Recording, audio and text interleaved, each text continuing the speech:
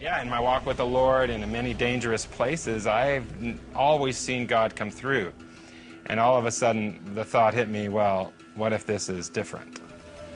And there I was in prison in Iran. It was out of my hands. There was nothing I could do. Either God would do a miracle or I would stay there. They put me in a cell in isolation, had a light in one corner, and that was on 24 hours a day. It was in the winter time. There was actually snow outside, but the heater didn't work well. They only let me out of the room to be interrogated, which was once a day or sometimes not at all. And then they would lead me down this hallway and take me into the interrogation room, which was an ugly room. It had blood stains on the floor, very dark and murky. It was definitely the most terrifying part of the whole experience. The beatings would start and it would be slapping in the face, hitting in the stomach, sometimes kicking. I struggled with faith.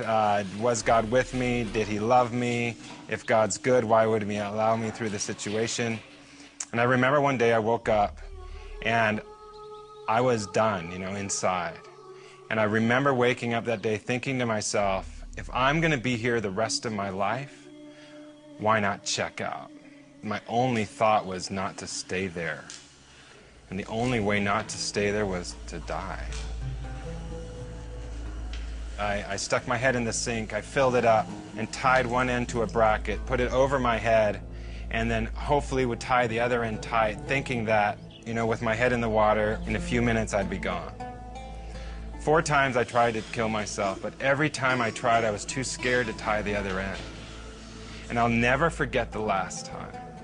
Again, I tried. Again, I was like, come on, do it. And again, I just couldn't do it. I couldn't tie it tight. And I remember at that moment jerking my head out of the water.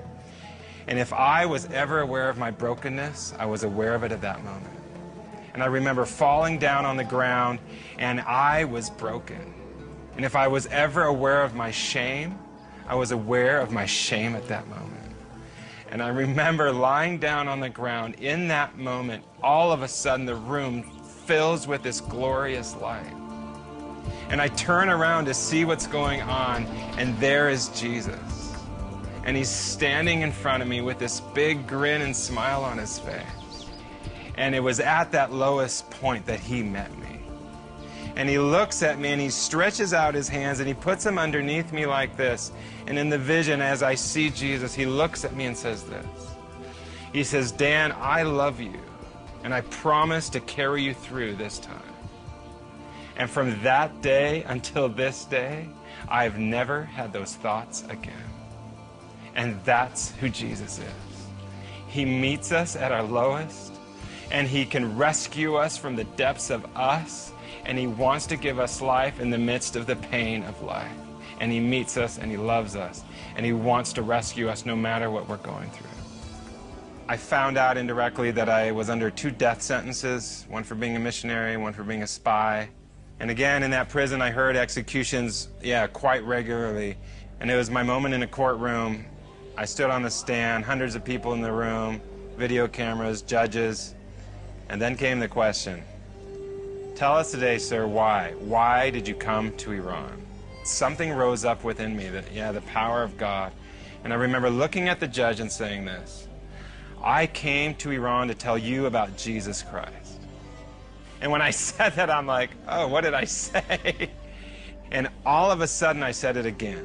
And then I said it again. And then something started to grow in my heart. And for about 20 minutes, I just preached the gospel. And I told everyone in that courtroom, and I told everyone who could hear me, all about who Jesus is, all about how much he loved them. All of a sudden, I realized something. I am free. I am free. So what if they kill me? My life is bought by the blood of Jesus. My home is in heaven, and no one can take that away. And I realized that in the midst of death itself, God gave me the grace to stand up and speak the truth. And in doing so, it brought freedom in my heart, knowing that this life isn't it. There is more. And I'm going home one day, and no one can take that away.